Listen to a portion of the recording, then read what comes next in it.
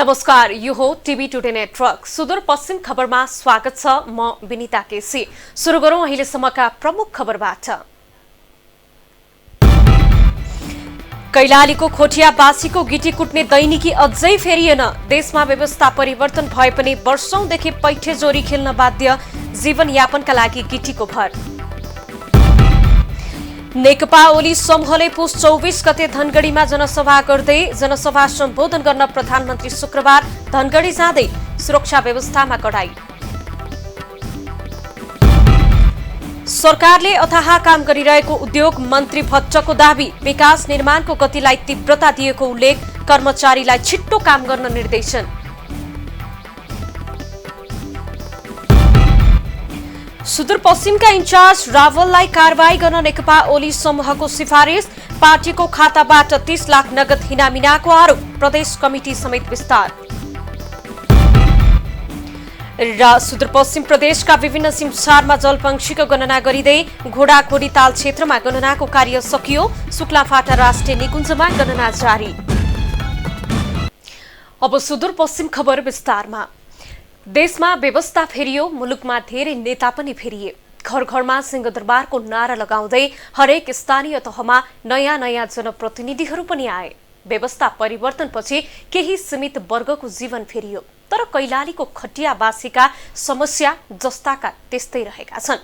वर्षौंदेखि खटियाबासी गिटी कुट्ने दैनिकी अझै पनि फेर्न सकिरहेको छैन। यो दृश्य हो गोदावरी नगरपालिकाको खुटिया खोलाको किनारमा दिनभर गिट्टी कुटेर जीवन यापन गरिरहेकाहरूको। यो मुलुकमा धेरै व्यवस्था फेरिए, नेता फेरिए, राजनीतिमा प्रवेश गरेकाहरूको नाना र छाना फेरियो, तर यी खुटिया खोला किनारमा वर्षौंदेखि गिट्टी कुट्नेहरूको दैनिकी फेरिएन। एक सरो लाउन र एक गाँस खानकै लागि गिट्टीसँग दैनिकी चलिरहेको छ। यस्तै गिट्टीसँगै वर्षौंदेखि पैठेचोरी खेल्दै आउनेहरूको दैनिकी कहिल्यै सजिलो भएन। यस्तै खोला किनारमा जीवन गुजारिरहनु भएकी दुर्गादेवी मिजारको दैनिकी पनि कारुणिक छ। उमेर जति बुढो भए पनि गिट्टी कुट्नुको विकल्पै छैन। छोराछोरीले पालन पोषण गर्ने उमेरमा मिजारलाई गिट्टी कुट्ने रहर नभई बाध्यता छ। यही गरे भने खाना पाइने हो, साँझ बिहान यो बिक्री भएन भने आफ्नो बिमारी भयो भने अब कसले हामीलाई दिन्छ। अभिभावक आय स्रोतमा नहुँदा छोराछोरीको पढ्ने चाहना हुँदाहुँदै पनि बीचमै पढाइ छोडाउनु पर्ने बाध्यता छ। सानैदेखि नै छोरीको पढाइ राम्रै थियो, उनले विद्यालय पढ्ने इच्छा गरे पनि छोरीको सपना पूरा गर्न गिट्टी कुटेर भए पनि पढाउनु अभिभावकको बाध्यता छ। गिट्टी कुट्न थालेको 4 वर्ष भयो। बिहान, दिउँसो र साँझ निरन्तर रूपमा गिट्टी कुट्ने र त्यसबाट आर्जन गरेको रकम छोरीको पढाइमा खर्चनु पर्ने बाध्यता रतन श्रीमालको छ। गाडी पनि आउन खुलेन, आजकल त्यो खोलो खुल्या त हो, ती भर्खरै त्यही पनि अब पाया छैन, गिट्टी कुटेर हो। अनि त्यही हाम्रो नागरिकता साङ्ग्रिता केही छैन, हामीलाई त्यस्तै छ। पुसको चिसो खोला किनार छेउमा एका बिहानै गोदावरी नगरपालिका 9 बल्मियोमा पनि अर्को वृद्धको दैनिकी उठ्दैछ। उमेरले 75 वर्ष माथि छ, तर बाध्यताहरू उत्तिकै बढी छन्। जीवन गुजाराका लागि दिनभर ढुङ्गा संकलन गरेर गिट्टी कुट्नुपर्ने बाध्यता छ। यस्तै बाध्यताको जन्जिरमा मानदेवी ऐरको पनि दैनिकी चलिरहेछ। हाम्रो जति कसैका छैन। अब हाम्रो समस्या के छ, गिट्टी ढुङ्गा चालीबाट खान लास्यौँ, त्यो गिट्टी ढुङ्गाको पनि सरकारले हामीलाई दिएको छैन। अब गाडी हुने गाडीबाट खाना छन्, अब हामीले के खाइकन बाँच्ने। हाम्रो केटाकेटी धुला माटाउँदा खेल्दा छन्, सरकार पनि नहेरिदिने, न खोलामा गिट्टी कोर्न दिने, न बालुवा चाल्न दिने, न गिट्टी कुटेका भने उठाउन दिने। हाम्रो केही रोजगारबाट न हाम्रो मूल्य छ, न हाम्रो केही छ। यी दृष्टान्त प्रतिनिधिमूलक पात्र मात्रै हुन्। पूर्व पश्चिम राजमार्गमा पर्ने खोलाको किनारमा जीवन धान्नकै लागि गिट्टी कुट्ने मानिसहरूको ठूलो भिड छ। दुधे बच्चा बोकेर खोलाको किनारमा गिट्टी कुट्दै दैनिकी चलाउनेदेखि 60 वर्षको उमेर पार गरेका ज्येष्ठ नागरिकहरूको जीवन धान्ने गतिलो माध्यम यही गिट्टी बनेको छ। रोजगारीको कुनै वैकल्पिक माध्यम नभएपछि पुसको चिसो सिरेटोमा पनि पातलो 100 कबडाको भरमा दैनिकी गिट्टी कुट्ने नियति नै बनेको छ। नेकपाको ओली समूहले पुस 24 गते धनगढीमा जनसभाको आयोजना गर्ने भएपछि धनगढीको सुरक्षा व्यवस्थामा कडाई गरिएको छ। प्रधानमन्त्री ओलीले नै प्रतिनिधि सभा भंग गराएपछि उत्पन्न राजनीतिक संकटपछि उहाँको आफ्नै समूहले आयोजना गर्न लागेको जनसभालाई सम्बोधन गर्नका लागि प्रधानमन्त्री धनगढी जान लाग्नु भएको हो। यसैबीच धनगढीको सुरक्षा व्यवस्था कडा पारिएको छ। हुन सक्ने सम्भावित जोखिम तथा त्रुटिलाई मध्यनजर गर्दै स्थानीय प्रशासनले सुदूरपश्चिम प्रदेशको राजधानी समेत रहेको धनगढीको सुरक्षा व्यवस्थामा कडाई पारेको हो। प्रधानमन्त्री आउने कार्यक्रमलाई लक्षित गर्दै कैलालीका प्रमुख जिल्ला अधिकारी यज्ञराज बोहराको संयोजकत्वमा बिहीबार जिल्ला सुरक्षा समितिको बैठक पनि बोलाइएको थियो। सुरक्षा समितिले सुरक्षाको जनपद सशस्त्र नेपाली सेना राष्ट्रिय अनुसन्धान सबै सुरक्षा अङ्गलाई हाई अलर्टमा राखिएको प्रमुख जिल्ला अधिकारी बोहराले जानकारी दिनुभयो। जनसभा स्थल र प्रधानमन्त्री आवत जावत हुने सड़कमा कालो झण्डा, कालो ब्यानर र कालो मास्क प्रतिबन्ध लगाइएको बताइएको छ। प्रधानमन्त्री ओली प्रतिनिधि सभा विघटन गराएपछि नेकपा नै ओली र प्रचण्ड माधव समूहमा विभाजित भएको छ। देशमा यस पश्चात राजनीतिक संकट पनि चुलिएको छ। मौसम बदलीसँगै बाजुराको हिमाली भेगमा हिमपात भएपछि वन्यजन्तुको चोरी शिकारी बढ्न थालेको छ। त्यहाँका लेकाली क्षेत्रमा वन्यजन्तुको चोरी शिकारी बढ्न थालेको डिभिजन वन कार्यालय बाजुराले जनाएको छ। भौगोलिक विकटताका कारण वन्यजन्तु मात्र नभई जडीबुटी समेत चोरी निकासी हुने गरेको डिभिजन वन कार्यालय बाजुराले जनाएको छ। डिभिजन वन कार्यालयमा कर्मचारी अभावका कारण वन्यजन्तु चोरी शिकारी र जडीबुटीको अवैध निकासीलाई नियन्त्रण गर्न सकस भएको छ। दुर्गम क्षेत्रमा रहेको हिमाली गाउँपालिकाको बिछैया, रुङ्गिनी, स्वामी कार्तिक गाउँपालिकाको जुकोट, साप्टा, जगन्नाथ गाउँपालिकाको गोत्री, जगन्नाथ र बुढीनन्दा नगरपालिकाको पाडु सैन्य कोल्टीको माथिल्लो क्षेत्रमा आवजावत गर्न सकस भएकाले उक्त क्षेत्रबाट हुने चोरी शिकारी तथा जडीबुटी निकासी गर्नेको निगरानी गर्न सम्भव नभएको कार्यालयले जनाएको हो। उद्योग, वाणिज्य तथा आपूर्ति मन्त्री लेखराज भट्टले सरकारले थुप्रै काम गरिरहेको दावी गर्नु भएको छ। नेपाल कम्युनिस्ट पार्टी नेकपा सुदूरपश्चिम प्रदेश कमिटिको बैठकमा मन्त्री भट्टले वर्तमान सरकारले विकास निर्माणको गतिलाई तीव्रता दिएको दावी गर्नुभयो। कुलमान घिसिङले एक्लै लोडसेडिङ अन्त्य नगरेको उहाँको भनाइ थियो। सामान्य प्रशासन मन्त्री गणेश ठगुन्नाले भारतले मिचिएको भूमि फिर्ता ल्याउने विषयमा पनि कूटनीतिक प्रयास भइरहेको बताउनुभयो। विगतमा विकास निर्माणको काममा वन मन्त्रालय बाधक बने पनि अब भने सहजै काम हुने वन मन्त्री प्रेम आलेले बताउनुभयो। मन्त्री आलेले कर्मचारीहरूलाई छिट्टो छरितो काम गर्न निर्देशन दिएको समेत जानकारी दिनुभयो। श्रम मन्त्री गौरी शंकर चौधरीले सामाजिक सुरक्षा कोषलाई प्रभावकारी बनाइने पनि बताउनु भएको छ। बुधबार नेकपा ओली समूहका प्रदेश अध्यक्ष कर्ण थापाले अध्यक्षतामा प्रदेश कमिटिको चौथो बैठक बसेको थियो, जसमा प्रदेश कमिटी थप गरेर 551 सदस्य बनाइएको छ। कार्यक्रममा अध्यक्ष थापाले प्रधानमन्त्री केपी शर्मा ओलीले गरेको कदम उचित भएको पनि बताउनु भएको थियो। श्रम, रोजगार तथा सामाजिक सुरक्षा मन्त्री गौरीशंकर चौधरीलाई बिहीबार अनेरा सोभियु कैलालीले कालो झण्डा देखाएको छ। पूर्व पश्चिम राजमार्ग अन्तर्गत कैलालीको घोडाखोरी नगरपालिकाको सुखडमा मन्त्री चौधरीलाई प्रचण्ड नेपाल समूहका अनेरा सोभियुका विद्यार्थीहरूले कालो झण्डा देखाएका हुन्। प्रतिनिधि सभा विघटनपछि गठित असंवैधानिक मन्त्री परिषदमा मन्त्री बनेको भन्दै चौधरीलाई कालो झण्डा देखाइएको अनेरा सोभियुले जनाएको छ। सुदूरपश्चिम खबरमा पालो छोटो विश्रामको।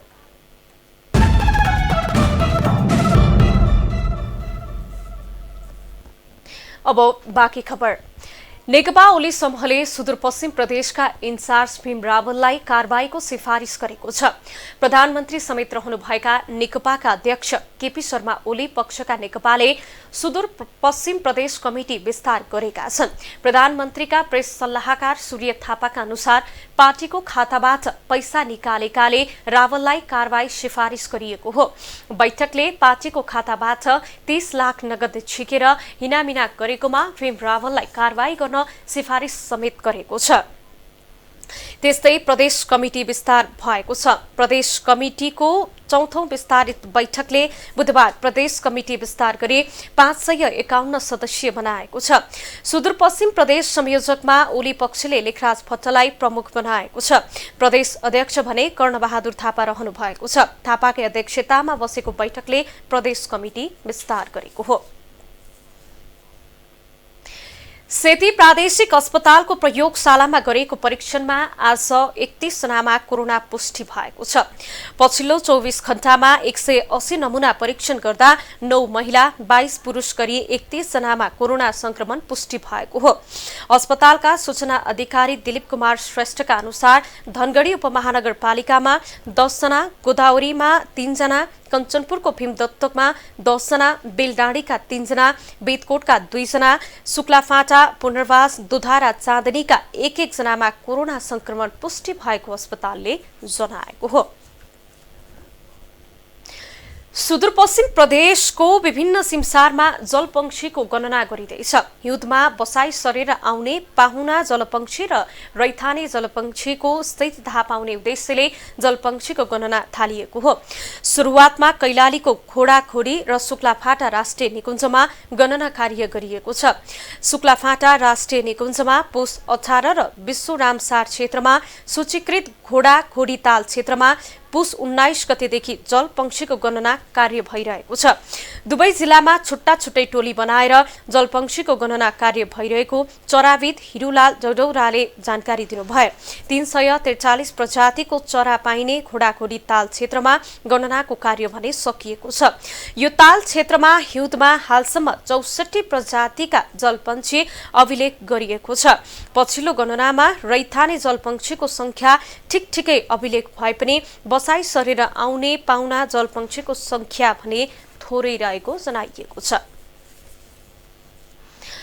बाजुरामा बालविवाह गर्नेहरूको संख्या वर्षेनी बढ्न थालेपछि यहाँको स्थानीय पुजारी र पुरोहितहरूलाई सक्रिय गराउन थालिएको छ।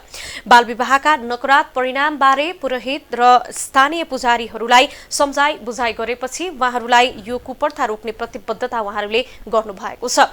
बहुविवाह रोक्न धार्मिक अगुवाहरूलाई परिचालन गर्ने रणनीतिको सुरुवात जिल्लाको बुढीनन्दा नगरपालिकाले गरेको छ। विवाह गर्नुभन्दा अघि धार्मिक अगुवाहरू, पण्डित, पुरोहित र पुजारीको परामर्श लिने संस्कार भएकाले उनीहरू मार्फत सचेतना फैलाउन नगरपालिकाले यस्तो कदम चालिरहेको हो। सुदूरपश्चिम खबरमा फेरि छोटो विश्राम।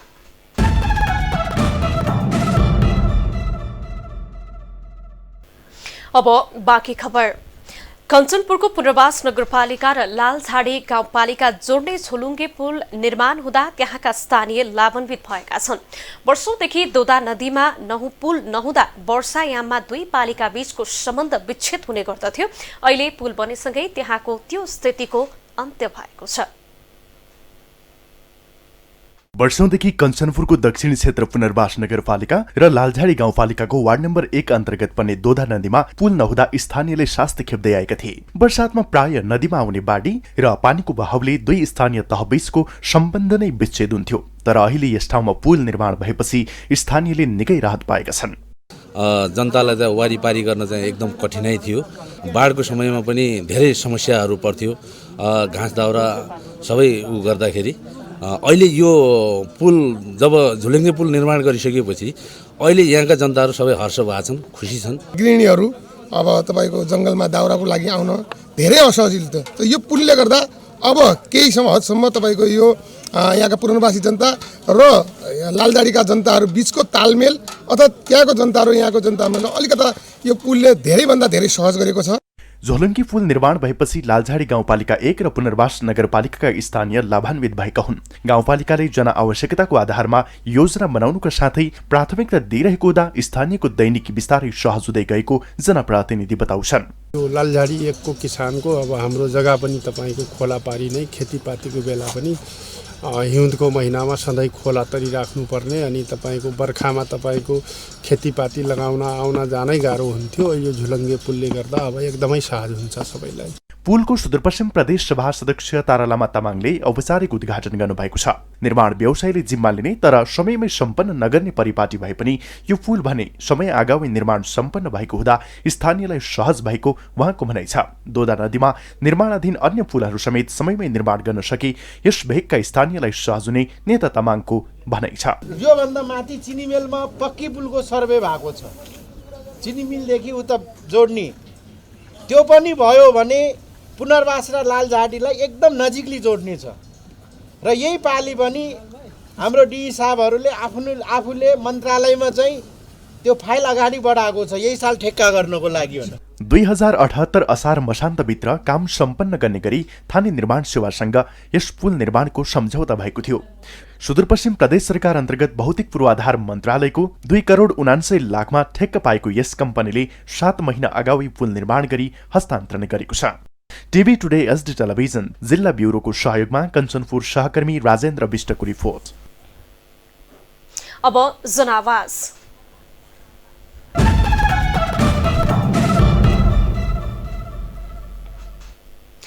सीमा क्षेत्रमा भारतीय ज्याजती त्यति नौलो होइन। सन् 1965 यताको इतिहासमा भारतीय ज्याजती कुनै न कुनै रूपमा बाहिर आइरहेको छ।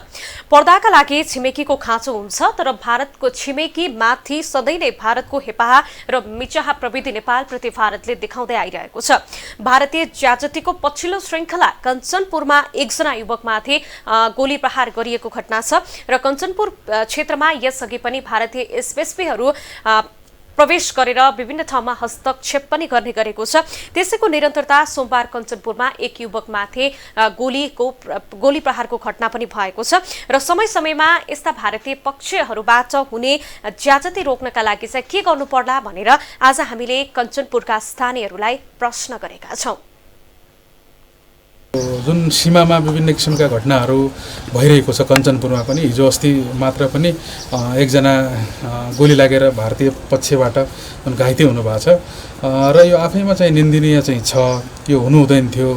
तर अहिले चाहिँ अब यसलाई चाहिँ न्यूनीकरण गर्नका लागि हामीले विशेष गरेर सरकारको पक्षबाट पनि उच्च लेभलमा चाहिँ धेरै मिटिङहरू हुने गर्छन्, तर हामी फिल्ड लेभलमा गरेको अवस्था देखिँदैन। हामी जिल्ला स्तरमा चाहिँ त्यहाँको भारतको त्यहाँको जिल्लाका इन्चार्जहरू र यो जिल्लाका इन्चार्जहरू पनि प्रमुखहरू पनि समय समयमा मिटिङ चाहिँ भइरहेको हुन्छ, हामी देख्छौँ। तर त्यसले चाहिँ हामीले फिल्ड लेभलमै त्यसले चाहिँ आउटपुटहरू के दिन्छ भन्ने कुरा हुन्छ। त्यसैले चाहिँ हामीले चाहिँ फिल्ड लेभलमै गर्नुपर्ने कुराहरू हुन्छ। स्थानीय त्यहाँको प्रशासन, प्रहरी प्रशासन हुन्छ र उताको पनि प्रहरी प्रशासनहरू, सीमा सुरक्षा बलहरूमा मिटिङ भएको देखिन्छ। तर अझ चाहिँ हामीले, किनकि त्यो वन सीमा क्षेत्र पनि वन क्षेत्र जोडिएको हुनाले मैले वन विभागका प्रमुखहरूलाई चाहिँ मिटिङ भएको त्यति सुनिरहेको अवस्था देखिँदैन। त्यसैले पछिल्लो चरणमा वन समुदाय, वन विभागका प्रमुखहरूमा पनि यो मिटिङ हुनु जरुरी छ। र जो नेपाल भारतको दुई देशको हाम्रो त्यो भूगोल र संस्कृति लगायत सब कुरो मिलेको छ, त्यो राम्रो छ हैन। अनि अर्को कुरो कानी भारतले जसो कल्चरदेखि लिएर हर किसिम हाम्रो रीतिरिवाजदेखि लिएर जो व्यावहारु बटोल भनेर जो भन्दै छ, त्यो किसिमले हेर्ने दृष्टिकोणमा फरक देखेको छ मैले। किन भनेपछि उहिले आफूलाई जहिले पनि ठुलै ठान्ने, हामीलाई अलिकति सानै ठान्ने भन्नेलाई अलि हेपावृत्ति पनि हो यो।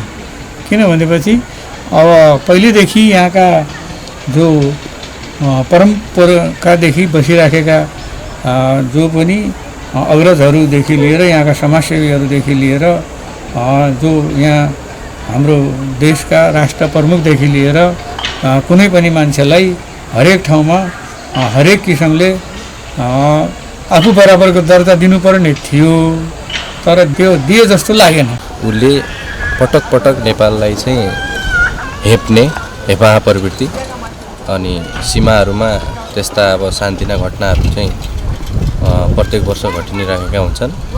अब सरकारले गर्नुपर्ने भन्दा पनि यसमा इन्डियन एसएसबी र नेपाल प्रहरी अथवा नेपाल यो सशस्त्र प्रहरी एपिएफ यिनीहरूको चाहिँ राम्रो कोअर्डिनेसन भइदिएको भए अलि सहज हुन्थ्यो कि। खास गरेर यो जो सीमा विवाद छ यो सम्बन्धी चाहिँ हाम्रो राष्ट्रिय लेभलदेखि पहल हुनुपर्छ। पहिलो लेभलमा चाहिँ राष्ट्रिय लेभलदेखि पहल भएर जो सीमा सम्बन्धीको जति पनि हाम्रो विवादहरू छ त्यो विवाद चाहिँ द्विपक्षीय छलफल मार्फतै न्यूनीकरणको लाग्दा चाहिँ छलफलको अगाडि बढाउनुपर्छ। त्यसै गरेर हाम्रो अहिले चाहिँ उहाँहरूको स्टेट लेभलमा छ र हाम्रो पनि यहाँ प्रदेश लेभलमा छ, त्यो लेभलमा पनि कुरा हुनुपर्छ। दोस्रो लेयरमा चाहिँ जहाँ चाहिँ हाम्रो जति पनि सीमाहरू जोडिएका छन् त्यहाँको स्थानीय सरकार र के अरे प्रादेशिक सरकार र स्टेट लेभल र हाम्रो यहाँको प्रादेशिक सरकारसँग पनि छलफल भएर त्यो मार्फत अगाडि बढ्नुपर्छ। त्यति मात्रै नभएर जति पनि पहिलो स्टेसन जो चाहिँ हाम्रो यो सीमासँग जोडिएको स्टेसन या गाउँहरू छन् त्यहाँ पनि हाम्रो त्यहाँको पनि अब भनौँ त्यहाँको नगर या फेरि नगर प्रमुख लगायत अब प्रशासनको तर्फ सिडिओ लगायतको पनि एउटा खालको छलफल र बैठक हुनुपर्छ, जसले गर्दा चाहिँ एक अर्कासँग चाहिँ बुझ्ने र उ गर्नुपर्छ। त्यसको साथसाथमा लोकल लेभलको हाम्रो जो जति पनि छन् हाम्रो नेपालतर्फको हाम्रो नागरिकहरू उहाँहरूलाई चाहिँ हाम्रो सीमाले सुरक्षा बलले पनि हाम्रो उहाँहरूलाई चाहिँ प्रोटेक्सन चाहिँ दिनुपर्छ।